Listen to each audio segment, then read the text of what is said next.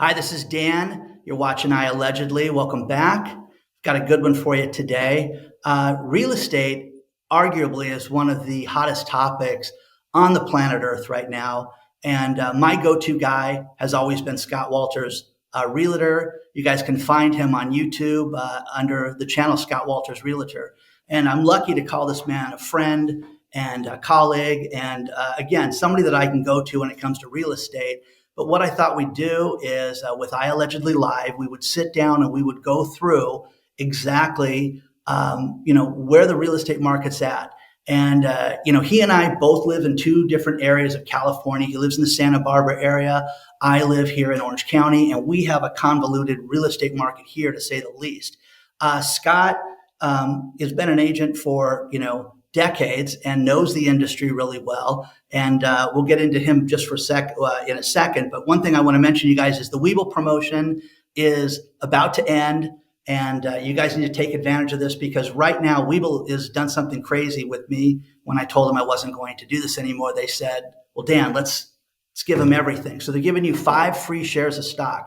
2 when you sign up. If you fund the account with anything, a penny, they give you 3 additional shares. That could be worth up to $3,000 a piece, which is insane. So you could get up to $9,600 worth of stock through the promotion. It's free to sign up. You fund it with a penny, and you can get that stock. And for those of you that have already signed up and it's been a huge turnout already, fund the account, put some money in there and get those shares of stock because people are getting Apple, they're getting Coke, they're getting all these great stocks. And if you want to trade crypto, I still think it's the easiest place to trade crypto. And if you put any money into crypto, they give you $5 for free. So without further ado, let's introduce our guest today, Scott Walters, Realtor. And Scott, Dan, always a pleasure. Good to see you. You're looking good as always. Thank you very much. One thing I promised my audience when the last time we got together was that I cut you off a lot. This guy has so many good things to say. And last summer we got together and things have changed so much in the industry that I wanted to bring you on to cover real estate. And I got some breaking news too to cover before we get into all your stuff, if I could cover that. Yeah, no problem, Dan. I'm here for you as always. Really appreciate everything you do. Your viewers do as well. So yeah, I'm happy to come alongside you at however I can. Always. Thank you. Well, the largest house for sale, the largest priced house was listed at $295 million. It was a house Neil Niami built. And here's the thing that's crazy about this. 105,000 square feet in the Los Angeles area. And they put a price tag on it of $295 million. And Mr. Niami couldn't, keep it together. You know how it is. Builders build, people want to get paid, and they faced a lot of pressure with different creditors, and he eventually had to throw the house into bankruptcy. They were going to give him, now this was pretty masterful on this guy's part, because they were going to give him the opportunity to sell the house through the end of February, or it was going to have to go to auction. Now, from looking at the news reports today, I had heard that he owed $100 million in the house. That is ballooned. That is ballooned, Scott, to I've seen $158 million, and now I've seen $228 million in debt against this house. Isn't that incredible? To build a property and owe $100 million, $200 million on it. Yeah, well, it's absolute insanity. Like you said, again, the luxury market, and that was a little ambitious in my opinion. And I am aware of that Southern California monstrosity that they built, trying to probably grab headlines and entice some, billionaire in somewhere in the world to come buy it. But the reality is when you put your neck that far out, and like we always talk about, at the end of the day, unless you're self-funded, this is backed by a bank. And anytime you have the bank involved and you now are basically have an upside down asset, we are at the top of a real estate bubble. There's no disputing that, right? We can all agree, like it or not, we're in a bubble. How we got here, not that important. But when you see these big luxury properties now going for sale, it's usually not because they want to. It's because they have to. And that's the case, I believe, with this one, if I had to guess. Yeah.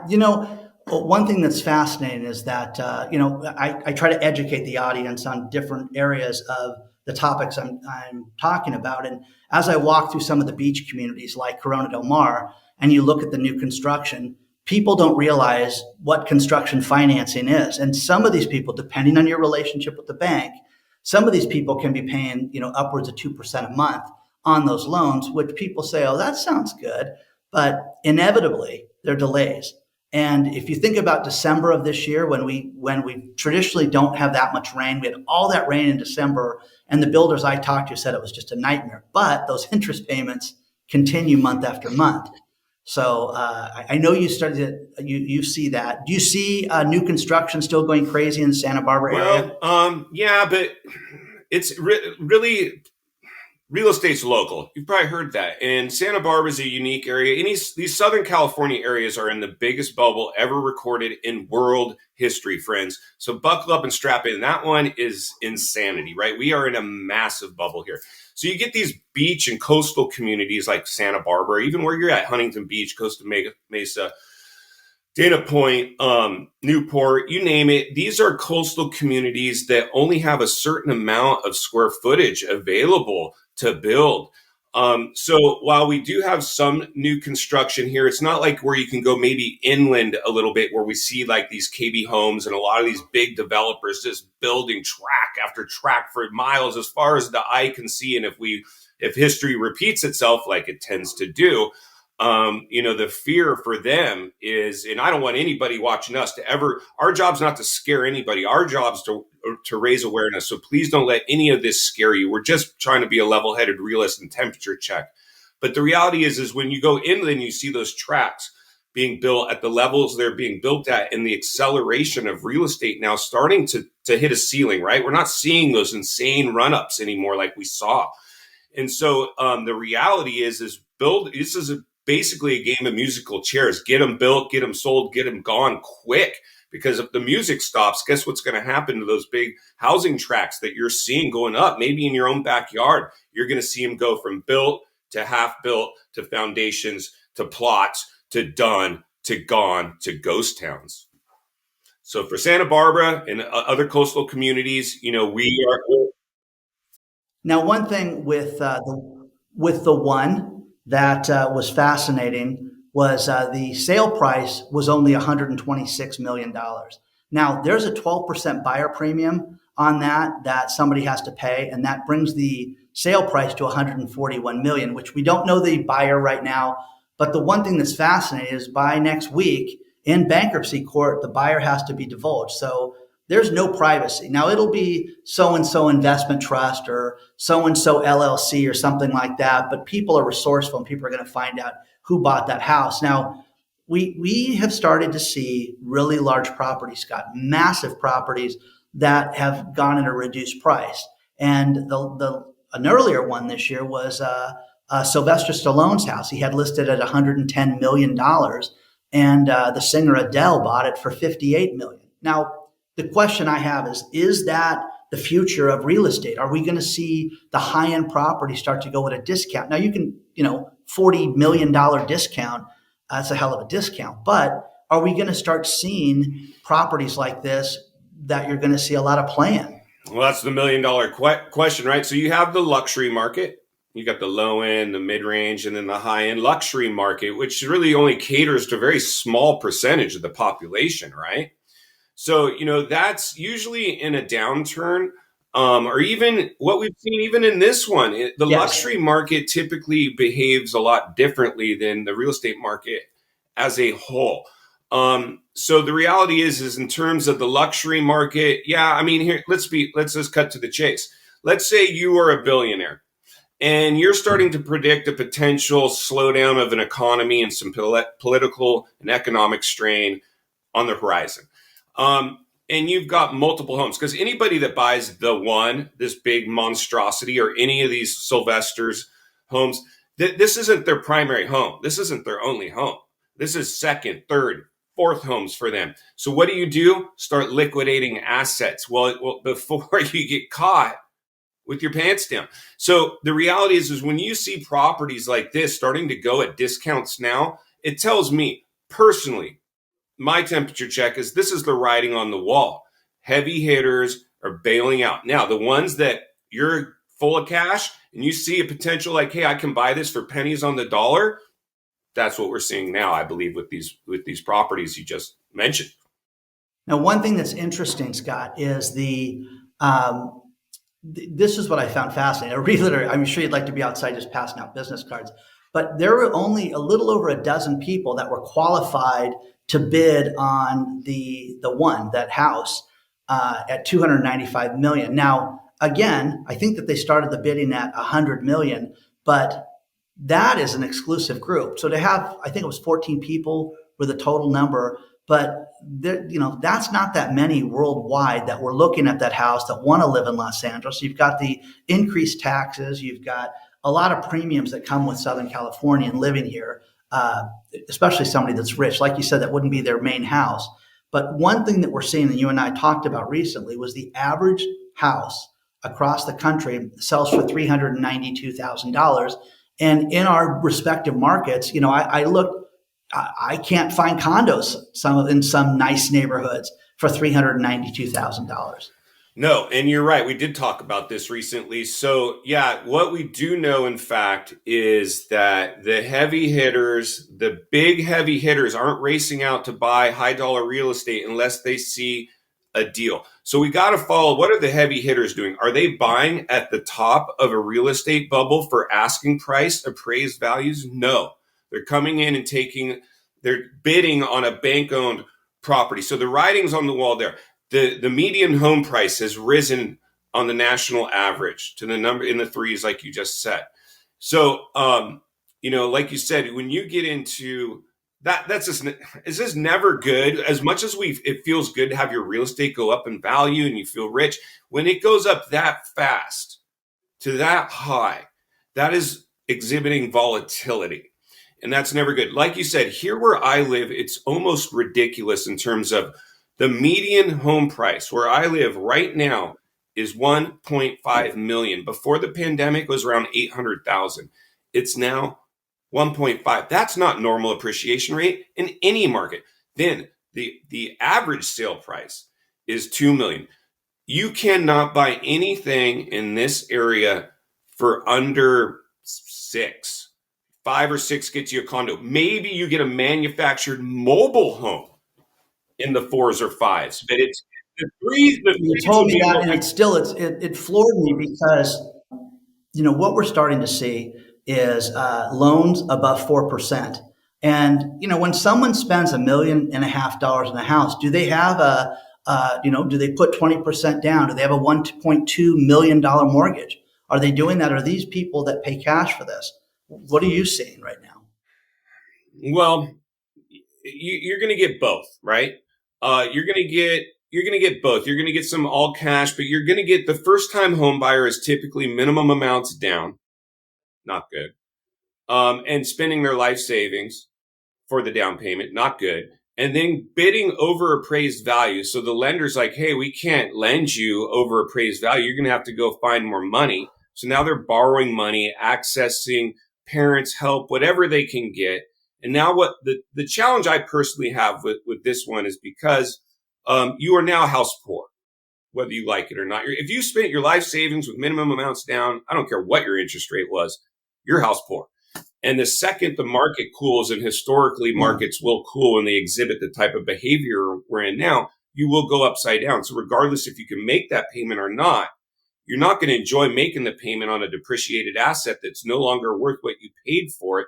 Just knowing that mentally will bother you. And like I've always said, this is very much the psychology of people. It's the psychology of sales, and somebody who's very versed in the psychology of sales, very versed. I understand that no algorithm, data, or chart is going to be able to tell you what's going to happen. It might tell you what happened or how we got here. It's certainly not going to tell you what's coming next. And so, like you said, to answer your question, when you see people getting into these mortgages now and really having their necks that far out, that's what happened I'm sorry, but that's what happened in the last bubble. And people stuck their necks too far out. The minute the market corrected, they raced for the exits, and we all know what happened with that. Absolutely. It's interesting to think about, now that the eviction moratorium has been lifted basically around the country, and people are going back to work. In fact, Google just announced April 4th, everybody's coming back to the office. There is no remote working for Google. So you're going to start to see things get back to normal, so to speak. And one thing that's going to be interesting is, with the eviction moratoriums being lifted, the realtors and the investors and the landlords that I've spoken to, they are like no nonsense right now. They're asking for top dollar right now on the deposits. They're asking for massive documentation, and they're asking for every applicant in the house fill out and pay the application fee for the different application processes and credit and things like that. So, are you seeing the same thing in your area? Absolutely. I mean, this is the everything bubble. Welcome to that, everybody. You are, in fact, living in history. This is the everything bubble, whether you want to rent, buy, lease, it doesn't matter. So in terms of, like you said, we are seeing some reopenings. We're seeing some of these mandates get lifted. We're seeing some people. And the challenge is, like, as you bring them back to the office, they're going to have to pay at the pump. Their cost of living, everything's exploding. So while they might have based their cost of living based on this new remote lifestyle that they had where they were able to save money, well, that's leaving. And so there is that to continue to be aware of, and temperature check and heat map and understand, that's what's going on. The commercial sector is, in fact, the elephant in the room. We've all seen it. Massive retailers done, restaurants done. These are attached to people, banks, bankruptcies, loans, you name it, and it all comes back to the bank. The banking industry is probably the most fragile industry in this. They're not sitting around their conference rooms talking about how this can last forever. I can tell you that right now. As an agent, I continue to get emails every day from one thing that the banking industry is doing is that they're telling us that everything's okay, and that they're telling us that a la Shearson, Lehman Brothers, all the stuff that we've seen in the past, that there's nothing to worry about and everything's good. I mean, as the ship goes down, these guys are going to be telling us to buy, and it's never been a better time to get a loan. So that's one thing that we're seeing. But again, I think that you're going to see a lot of landlords dump properties. You're going to see people that are fed up with being, in the real estate business during this time, because something that we thought could never happen. And I'm going to use the line that you said was, never in history was there no responsibility to these renters. And these, people just could live at some place for free and not have an ounce of accountability. And when you think about it, it's been 2 years of this. That's crazy. I don't know how people have survived. And I think it's shocking. I think we're in for a real influx of evictions, a real influx of the foreclosures that we haven't. Well, you're right, seen Dan. Let's cut to the chase to answer your question in terms of the rental market. Yes, there is more scrutinizing by us landlords. I own multi-tenant, bunch of rentals. I work for other clients and help them do tenant placement for their own rentals.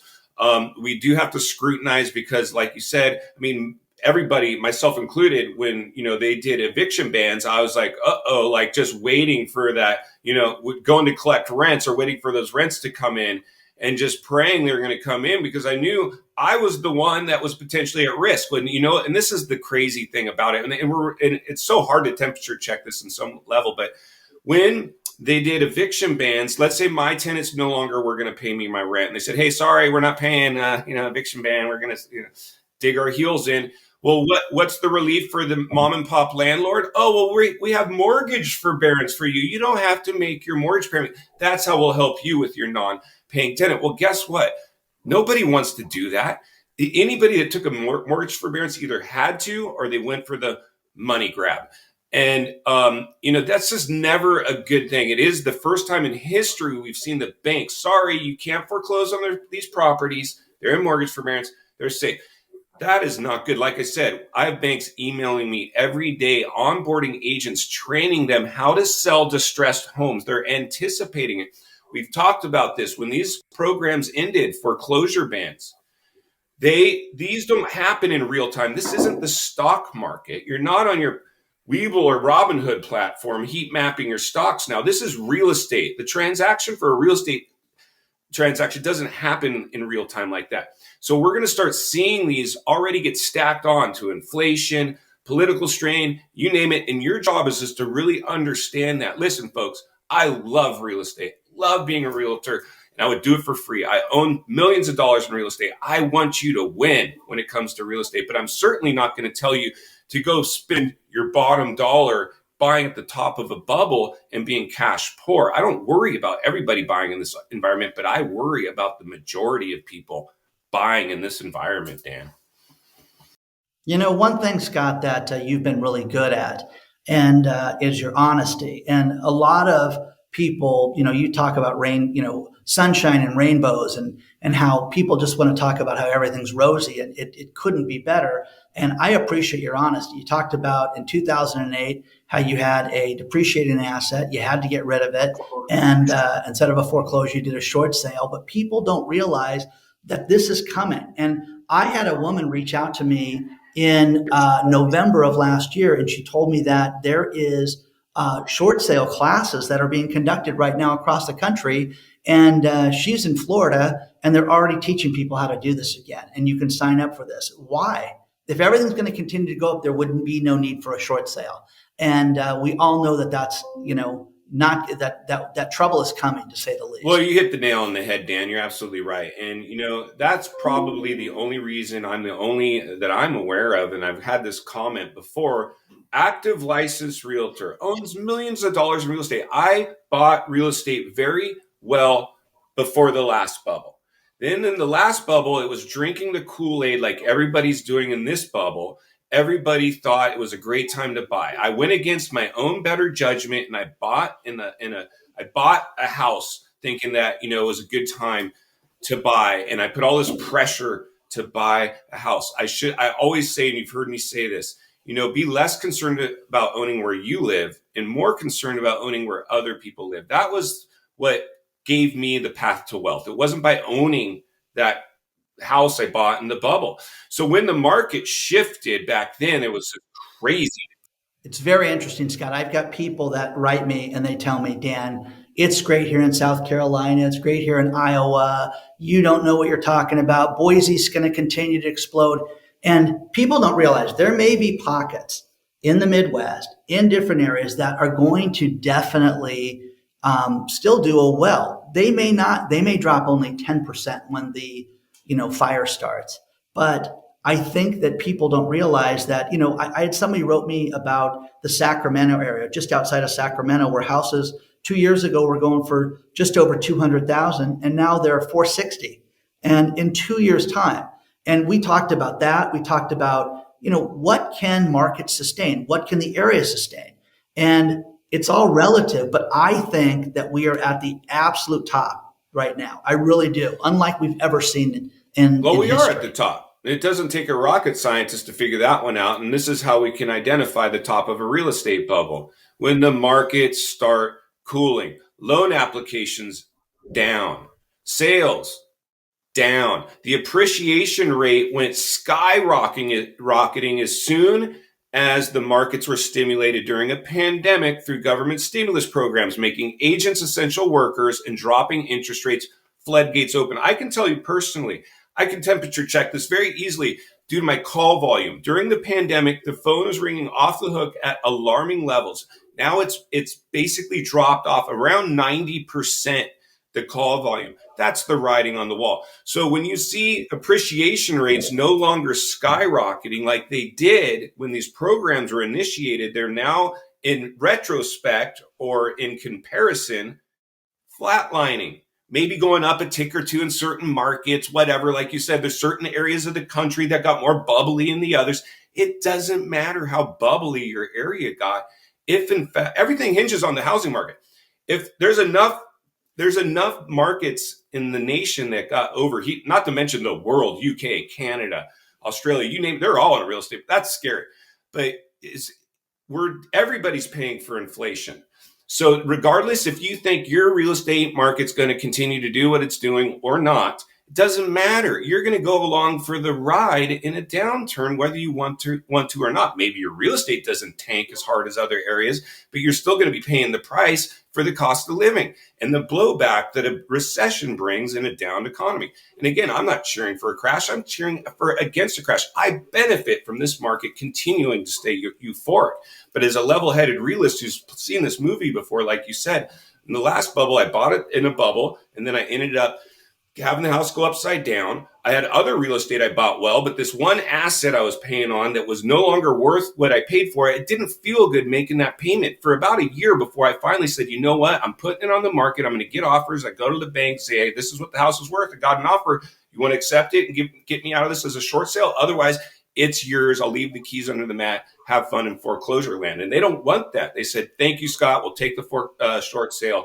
And sayonara. Off I moved on with my life. So definition of insanity, doing the same thing over and over, expecting a different result, not doing that again. As much as I want to, I almost drank the Kool-Aid and ran out in that euphoria and bought myself. And I was like, wait a minute, you've done this before. What are you doing?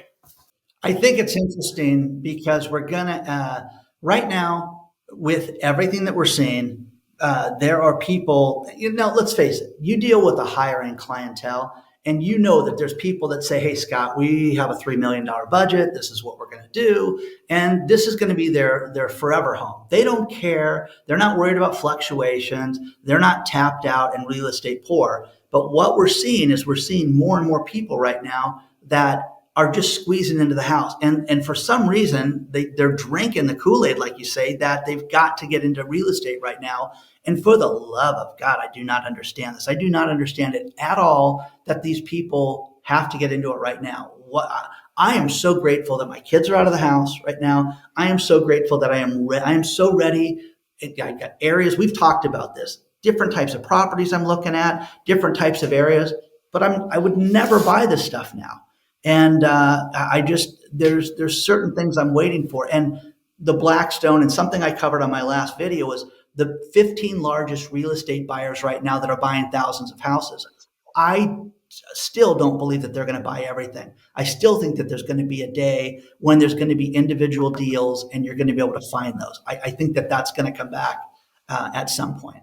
How do you feel? Yeah, I mean, that's a really good one. This is so good. It's such a great conversation. My gosh, this is really just so good for us to talk about this, because so the Blackstones, the Wall Street investors, I see a lot of that. Like you see, there's a lot of all cash buyers. Some people will cash out, investment account, turn it into real estate, and then refi the property later because they know if they come to the bidding table on real estate, an all cash offer has a higher likelihood of closing. The reality is when you're institutional money buying these properties like the BlackRocks, they will be the first to rush to the exits, just so we're crystal clear. They're not playing with their own money. They're playing with your money. They're investors' money. So for them, it's like roll it into real estate, and then it's for the average consumer, like maybe you or me, that says, hey, listen, I could buy right now. And there's plenty of areas right now that I would actually say, hey, maybe, you can buy in that area and do fine if your quality of life is good and, you're not coming in. But to buy in one of these areas that has exhibited this extreme volatile behavior like Southern California, where you and I are living, my advice would be like, maybe if you're just an average consumer.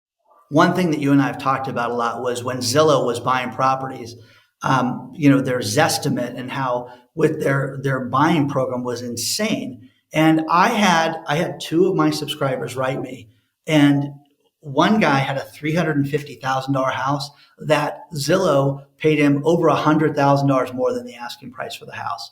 And email correspondence. What do you think about this? You're going to say no to $101,000 more? It was insane. And they ended up, think about this, Zillow lost almost $900 million on that. It was crazy on that. And when they made the decision, when Redfin made the decision to get out of property buying, I thought, okay, well, this is the beginning. This is the beginning of the disaster. Now, they sold the majority of their properties to investment companies. But again, another big sign that things are taking a turn. You're starting to see all the construction. We talked about this. There's hundreds of thousands of houses that are in construction right now. Some of them are just graded land, and they count those as in construction, which I've always gotten a kick out of.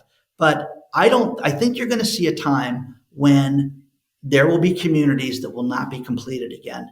So Scott, with this, to wrap this up, let's get into what people should do right now. What is your recommendation that people do right now in this market?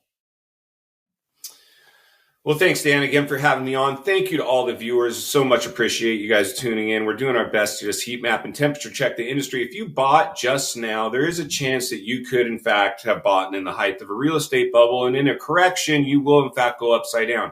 If you love the house or the property and it's performing the way you need it to perform, then, just understand that. It will be hard for a lot of people to feel like that they were once had all this appreciation in a house and now they don't. Now they're paying on a house that is no longer worth what they paid. And if they had rebought it now, they may have been able to buy it for less. That's what happened in the last one. So just understand that many people bought in the last bubble and were okay. They weathered the storm. They held on by their fingernails or whatever. So it's good. Everybody is in fact different. There's no one size fits all for a real estate bubble, unfortunately. But the reality is if you bought pre-pandemic a long time ago, you're happy with the house, you've got it paid down, you should be able to weather a storm. No problem there. It'll really be the, over 10 million people that bought in the height and this buying euphoria that with minimum amounts down and have their neck very far out. Those people are the ones that are probably going to, be at risk of being upside down. But just because you go upside down doesn't mean it's over for you. You don't get hurt in real estate when you buy at the wrong time. You get hurt in real estate when you sell at the wrong time. So some people will be forced to market. That's like we talk about cash for keys, walk away from homes. A lot of that stuff will happen. But the reality is that you just have to understand the current environment isn't normal. We stimulated the markets. We overstimulated them. We're in a stimulated market. The punch bowl is being removed. Interest rates are going up. Stimulus has stopped. That's why we're seeing the markets behave the way they're behaving now. Just understand that, and you should be fine. Understanding it is the first step in getting past an issue. As long as you're aware of that, you'll be less blindsided by whatever is coming. And that's the $1 million question, what's coming. And again, some areas of the countries are not going to be hurt as bad as others. That is correct. We have a lot of things in history going on right now that if things in Ukraine expand and if we get involved, if our involvement gets increased, who knows what's going to happen. But Scott, I want to thank you again for being here. I'm going to have you in the studio in short order so we can go through more of this stuff and expand on this. I felt we could have talked for another hour with everything that you and I talk about. It seems like that when we get on the phone that we talk for such a long time. So I want to thank you. I want everybody to go to your channel, which is Scott Walters Realtor. And again, I appreciate your expertise. You're a brilliant businessman. You're really on top of the market, but your experience, that's the thing that when we met the first time, we hit it off. It was just everything that you've been through and the learning experiences, everything you've shared with your clients, that's a big deal. And Scott, is available if you are looking for real estate. Scott's got a national network that you guys can get to, and you can buy or sell property across the country with Scott and through his network and through his connections. And take a look at his Scott Walters Realtor channel, and we'll also have his contact information in the video description below. So thank you, Scott, for being here. Thank you, Dan. Enjoy the rest of your day. I will talk to you soon. Thank you, sir. Everybody, I want to thank you for being here. Please don't forget to hit the like button. Please hit the subscribe button. Join us as we get into these new ventures with the new interviews that we'll be doing, that we've come in and expanding upon. Please share your thoughts on what you guys want to see. Let me know what you guys think about this interview with Scott. Onward and Upward, guys. I will see you guys very soon. Don't forget, I've got the Patreon channel if you want to sign up for that. Don't forget the Webull promotion, which is insane right now. And again, it's ending towards the middle of the month. And I will see you guys very soon.